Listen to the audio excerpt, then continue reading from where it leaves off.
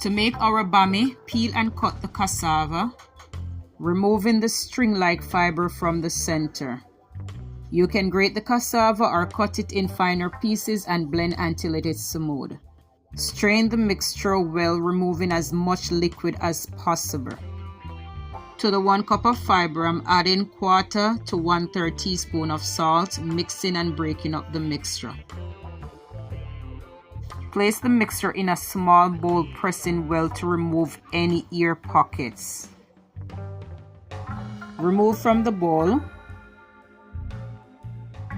Place the bammy in a grease fry pan over low heat. Cover and cook on both sides until lightly golden. When the bammy is ready, you can refrigerate until ready to use or soak it in milk and fry to serve.